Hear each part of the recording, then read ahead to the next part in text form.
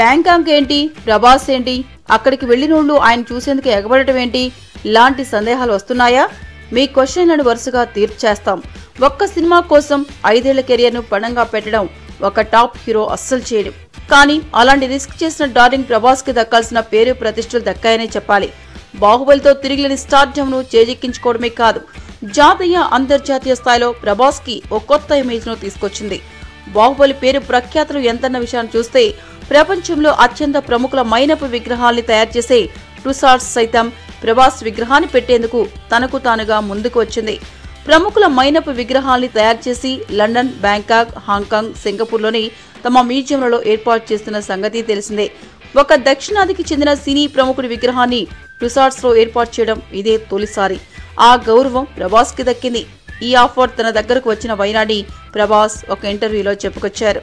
Baahubali 2 shooting సమయంలో Tussauds ప్రతినిధులు ప్రభాస్ సన్నిహితుల వద్దకు తమ ఆలోచనను పంచుకున్నారు.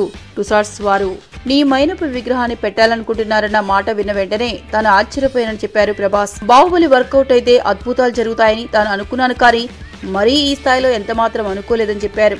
బాహుబలి 2 షూటింగ్ సమయంలో వచ్చిన టుసాడ్స్ ప్రతినిధులు తన కొలతలు ఒక పూటంతా తీసుకున్నారని ప్రభాస్ చెప్పారు. ఒక్క విగ్రహం కోసం మన రూపాయలు దాదాపు 1.5 కోటి వరకు ఖర్చు అవుతుంటుందని చెబుతారు.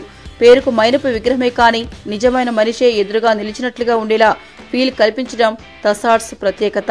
తాజాగా బ్యాంకాక్ లోని తమ మ్యూజియంలో ప్రభాస్ విగ్రహాన్ని పెట్టిన తర్వాత నుంచి దీన్ని చూసేందుకు ఎగబడుతున్నారట. బ్యాంకాక్ వెళ్లిన వారంతా ప్రభాస్ విగ్రహాన్ని అస్సలు మిస్ కావటం లేదట. కొంతమందికి మాత్రమే లభించే అవకాశం తనకు దక్కటాన్ని తాను అస్సలు ఊహించలేదని చెప్పే ప్రభాస్ విగ్రహం విషయం మీద ఫుల్ హ్యాపీగా ఉన్నారట. రాజమౌళి సైతం ఈ విషయం తెలిసిన వెంటనే చాలా సంతోషపడినట్లుగా ప్రభాస్ పేర్కొన్నారు. తాను తీర్చిదిద్దిన పాత్రకు అంతర్జాతీయ స్థాయిలో ఊహించిన గుర్తింపు లభిస్తే ఏ దర్శకుడు మాత్రం సంతోషం ఉండదు చెప్పండి. ఏంటండి, వీడియో నచ్చిందా? అయితే ఓ లైక్ వేసుకోండి, లేదంటే ఓ కామెంట్ చేయండి.